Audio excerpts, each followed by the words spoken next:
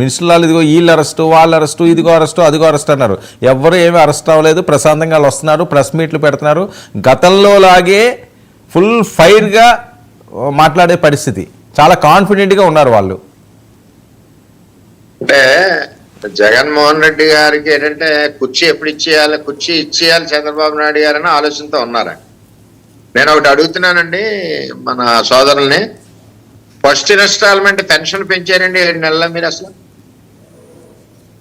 మీరు పెన్షన్ పెంచడానికి 5 years అయింది. అంటే మిమ్మల్ని విమర్శించడం కాదు, ఇమ్మీడియట్ గా 4,000 పెన్షన్ ఇచ్చాం. 4,000 పెన్షన్ ఇమ్మీడియట్ గా ఇచ్చాం. గ్యాస్ సిలిండర్ ప్రాసెస్ లో పెట్టాం. మళ్ళీ April 1st కి మరి అమ్మఒడి, మీ పేరు అమ్మఒడి కదా, అమ్మఒడి కార్యక్రమాలు ఆల్రెడీ కేబినెట్ లో క్లియరెన్స్ తీసుకున్నారు. అసలు ఏ డబ్బు ఎక్కడికి పోయింది, ఏ అకౌంట్ ఎందులోకి వెళ్ళిపోయింది, అసలు డబ్బు ఉందా లేదా, ఫైనాన్స్ లో ఆ పేరు చెప్పకూడదు, మన అందులో ఉన్న సీనియర్ ఆఫీసర్ పేరు, అకౌంట్స్ ఇవ్వడానికి మా మంత్రికి 2 నెలలు చుక్కలు చూపించినంత పరిస్థితి వచ్చింది. అంటే ఎక్కడికెక్కడ ఫైల్స్ అంటగట్టేయడం, ఇవన్నీ వ్యవస్థను సెట్ చేయడానికే మాకు 3-4 నెలలు పైన పడింది. తర్వాత ఎక్కడికెక్కడ ల్యాండ్ ఆర్డర్ కంట్రోల్ చేయడానికి ట్రాన్స్ఫర్లు ఇవి అన్ని కూడా అయినాయి. మేము సూపర్ 6 ఎట్టి పరిస్థితుల్లోనే ఇస్తాం, అందులో టెన్షన్ పడక్కర్లేదు, మీరు వరి పడక్కర్లేదు. అందులో రాజకీయాలకు అతీతంగా సూపర్ 6 ఇంప్లిమెంటేషన్ ఉంటుంది. అట్ ది సేమ్ టైం అభివృద్ధి ఉంటుంది. ఇప్పుడు చూడండి, చాలా మంది ఆర్థోపెటిక్స్ ఒకటి, న్యూరాలజీ సంబంధించిన డాక్టర్లు అందరూ కూడా స్ట్రైక్ చేసే పరిస్థితి. ఎందుకు? రోడ్లన్నీ కూడా ఎక్కడికక్కడ ప్యాచ్ వర్క్ చేసాం. ఒక 900 కోట్ల రూపాయలతో ఎక్కడికక్కడ బ్రహ్మాండంగా ఉన్నాయి. పల్లెల్లో మరి పవన్ కళ్యాణ్ గారు సబ్జెక్ట్ ఏదైతే ఉందో పంచాయతీరాజ్, అదేవిధంగా ముఖ్యమంత్రి చంద్రబాబు నాయుడు గారు కూటమి ప్రభుత్వంలో పల్లెలన్నీ కూడా అభివృద్ధి చెందుతా ఉన్నాయి. రోడ్లు ఎక్కడికక్కడ బ్రహ్మాండంగా అవుతా ఉన్నాయి. ఇవన్నీ కూడా ఈ వ్యవస్థలో ఒక భాగం. ఒకటే పంచిపెట్టే అన్నది భాగం కాదు. వ్యవస్థలో అన్ని వ్యవస్థలు నడవాలంటే మేము పగ్గాలు తీసుకున్నది ఒక 6 నెలలు అయింది కాబట్టి అన్ని వ్యవస్థలు నడుస్తున్నాయి. ఒకవైపు రాజధాని నడుస్తుంది, చూడలేకపోతున్నారు. ఒకవైపు మళ్ళీ రాజధాని దగ్గర ఉన్న కొత్త రోడ్స్ వచ్చినాయి. స్టీల్ ప్లాంట్, అటు స్టీల్ ప్లాంట్ కి కావాల్సిన ఫండింగ్ తెచ్చారు. స్టీల్ ప్లాంట్ ప్రైవేట్ అక్కడ నిలబెట్టే పరిస్థితి, ఇవన్నీ కూడా చాలా ఉన్నాయి. విషయానికి వచ్చేసరికి వర్మ గారు ఒక్క నిమిషం, ఆయనకి ఏదో డౌట్ వచ్చింది అడుగుతున్నారట, అడిగాక మీరు చెప్తే చెప్పండి రాజశేఖర్ గారు.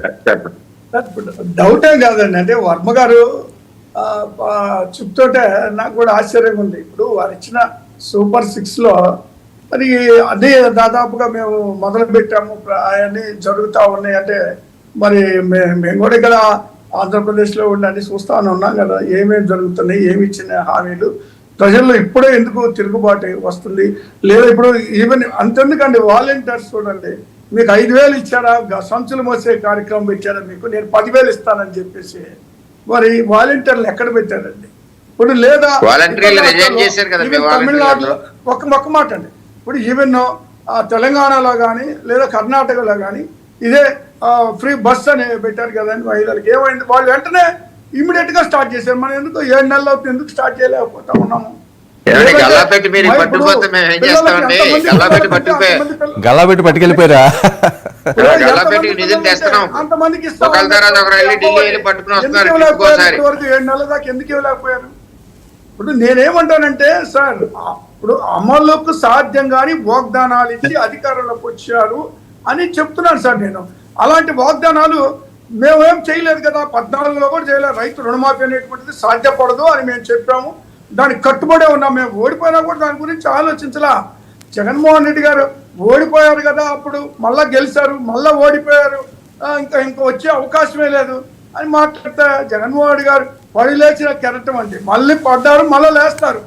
కాబట్టి దాని గురించి రాజకీయాల్లో గెలుపుకోవడం జరుగుతూ ఉంటాయి. కాకపోతే ఎవరు అధికారంలోకి వచ్చినా కొంత బాగా అభివృద్ధి అనేటువంటిది జరుగుతుంది కూడా. మేమేమి ఇప్పుడు వీళ్ళు అధికారంలోకి వచ్చిన తర్వాత ఏమీ జరగదని చెప్పాం కదా, కొన్ని పనులు ఖచ్చితంగా చేస్తారు. ఇప్పుడు మేమున్నాం గత 5 సంవత్సరాల్లో మరి మేము మేము చేయగలిగాం కదా.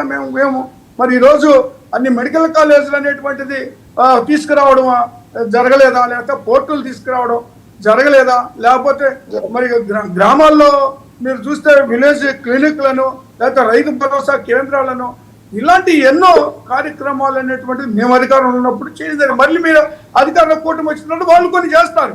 ఇప్పుడు నిత్యం జరిగేటువంటి ఈ కార్యక్రమాలు సార్, మేము వచ్చిన తర్వాత ఈ 5 ఏళ్ళు అన్ని ముగిసేం పోవు, లేదా కూటమి వచ్చిన తర్వాత 5 ఏళ్ళు ఏమో ముగిసేం పోవు.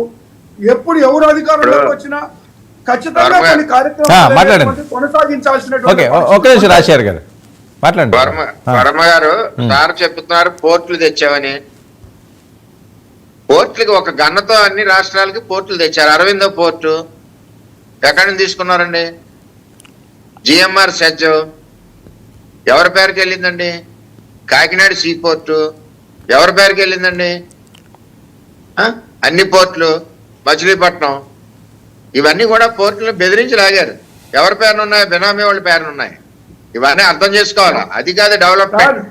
డెవలప్మెంట్ అది కాదు. అమర్ రాజా బ్యాటరీ ఎక్కడ పోయిందండి? 1300 కోట్లు కంపెనీ. కియాలో సగం ఇన్వెస్ట్మెంట్ లేకుండా వెళ్ళిపోయారు. మీ ఎంపీ కంపెనీ మీద పెడితే ఇవన్నీ వద్దు. ఇవన్నీ ఏంటంటే కూటమి ప్రభుత్వం వచ్చింది, ఇచ్చిన ప్రకారం సూపర్ 6 ఇంప్లిమెంట్ అయి తీరుతుంది. ఏదైతే పవన్ కళ్యాణ్ గారు చెప్పారో, చంద్రబాబు నాయుడు గారు చెప్పారు, ఈ కూటమి 15-20 సంవత్సరాలు ఉంటుందని. 20 సంవత్సరాలు ఉంటుంది. 20 సంవత్సరాల్లో పరిపాలన ఉంటుంది. మీరు ప్రతిపక్షంలో ఉంటారు. రెండవది ఏంటంటే ఇప్పుడు లాండ్ ఆర్డర్ గురించి మన సోదరులు కూడా చెప్పారు. లోకేష్ గారు యోగాలో పాదయాత్ర చేశారు. ఈ రాష్ట్రంలో ఏ నాయకులు చేయని విధంగా ఆయన చేశారు. పాదయాత్ర ముందుకెళ్ళనిచ్చారా ప్రభుత్వంలో? భీమవరంలో దాడులు చేశారు. చిత్తూరులో చంద్రబాబు నాయుడు గారి పైన దాడులు చేశారు. ఆగండి, మీరు మాట్లాడారు. ప్రజలకు ఇచ్చిన హామీలు ఇప్పటికీ తొంగలో దొక్కిన పరిస్థితుల్లో మళ్ళా అధికారంలోకి వస్తామని మీరు ఎలా కలలుగంటున్నారో మాకు అర్థం కాని పరిస్థితుల్లో ఈ రోజు ఇప్పటికిప్పటికి ఎలక్షన్లు కానీ జరిగే పరిస్థితులు ఉంటే ఈ రోజు అసలు ప్రజలు ఎంత ఆగ్రహంతో ఉన్నారో, ఇచ్చినటువంటి హామీలు తొంగలో దొక్కారో ప్రజలు అనుభవిస్తున్నారు సార్.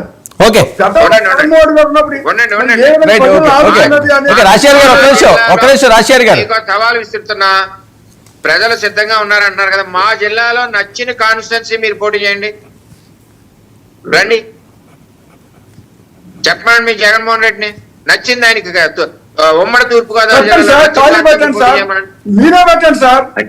మీరు ఎక్కడ రిజైన్ చేపిస్తారో చేపించండి, మీరే పెట్టండి. మేము రెడీ రండి. మీకు ఎక్కడ కావాలి జగన్మోహన్ రెడ్డి ఇంకా ప్రతిపక్ష పాత్ర కూడా పోషించడానికి కుదరదు. రిజల్ట్స్ ప్రజలు చెప్తా అంచేత ఇవన్నీ వదిలేండి. తర్వాత యోగాలం పాదయాత్రలో కూడా పాదయాత్ర ముందుకు జరగలేదు. ఆ ప్రభుత్వంలో భీమవరం వెస్ట్ గోదావరిలో దాడులు చేశారు సాయంత్రం సమయంలో. అంత బ్రహ్మాండమైన పాదయాత్ర చేసి తెలుగుదేశం పార్టీ బలోపేతానికి ముఖ్య కారకుడు లోకేష్ గారు. అలాగే చిత్తూరులో చంద్రబాబు నాయుడు గారు అక్కడ రాళ్లదాడి చేశారు. రాళ్లదాడి చేసి చీఫ్ సెక్యూరిటీ ఆఫీసర్ కి గాయాలు జరుగుతాయి. ఇవన్నీ కూడా అక్కడ ఇంటెన్షనల్ గా జరుగుతుంది. ఇంటెన్షనల్ గా చేసేవారు. ఇక్కడ భద్రత అన్నది వదలలేదు. ఏది ఏమైనా ప్రతిపక్ష నాయకుడు అవనండి, రూలింగ్ లో ఉన్న వాళ్ళు అవనండి, జనసేన అవనండి, తెలుగుదేశం అవనండి, వైసీపీ అవనండి, భద్రత కల్పిస్తారు. రేపు వాళ్ళ జిల్లాలోకి వెళ్ళినా సరే బ్రహ్మాండంగా దగ్గరుండి తీసుకెళ్తారు. శాంతిప్రసాద్ గారు ఏంటి, వర్మ గారు చాలా కాన్ఫిడెంట్ గా ఉన్నారు. శాంతిప్రసాద్ గారు సవాల్ కూడా విసురుతున్నారు. అంత ఉందా గ్రౌండ్ లో? ఒక వర్మ గారి కదా, కూటమిలో ఉన్న మేమందరం కూడా చాలా కాన్ఫిడెంట్ ఉన్నాం. స్థానిక సంస్థల ఎన్నికల్లో ఖచ్చితంగా మేము ఆ రోజు ఎవరేదో అప్రజాస్వామ్యం చేసిన దానికి మేము ప్రజాస్వామ్యబద్ధంగా చేసి 95% మేమే గెలుస్తాము. అవసరమైతే 100% కూడా గెలవడానికి మేము చూస్తాము. ఒక విషయం అయితే చెప్పదలుచుకున్నాను సార్. కాగమన్ రాశారు 17 మెడికల్ కాలేజీలు. వాస్తవం కదా, అది అవాస్తవం. పెట్టింది వాళ్ళు 5 మెడికల్ కాలేజీలకి పర్మిషన్ వచ్చింది. 5 ఆ సంవత్సరానికి చేయడానికి వస్తే ఒక కాలేజీకి అయితే 2వ సంవత్సరానికి వచ్చినట్టు లేచిపోయింది. కావాలి ఇప్పుడు 4 మెడికల్ కాలేజీలు ఉన్నాయి గ్రౌండ్ మీద. ఇక పోర్టులు అంటున్నారు. మా మచిలీపట్నం పోర్టు 1980కి ముందు సౌత్ గ్రాయిన్, నార్త్ గ్రాయిన్ అంటే ఈ కెరటాలు వల్ల సముద్రంలో ఆ ఇసుక మేట వేయకుండా ఉండటం కోసం కట్టినవి. ఇప్పుడు వాళ్ళు కట్టింది 6 నిర్మాణాలు పునరుద్ధరించారు తప్పితే బందర్ పోర్టు నిర్మాణం ఏం జరగలేదు. సౌత్ గ్రాయిన్, నార్త్ గ్రాయిన్ మళ్ళీ కన్స్ట్రక్షన్ చేశారు. ఇంకా అసలు పోర్టు నిర్మాణం అక్కడ పెండింగ్ ఉంది. ఇక ఫిషింగ్ హార్బర్ల గురించి చెప్తారు. చెల్లికి పెళ్లి చేయాలి మళ్ళీ మళ్ళీ అన్నట్టుగా ఈ ఫిషింగ్ హార్బర్లు జగన్ రెడ్డి ప్రభుత్వంలో 3-4 సార్లు చేశారు. మచిలీపట్నం ఫిషింగ్ హార్బర్ అయితే 3 సార్లు ఓపెనింగ్ అయినట్టు ఉన్నాయి. ఇక ఇట్లా చెప్పుకుంటూ పోతే వాళ్ళు చేసేది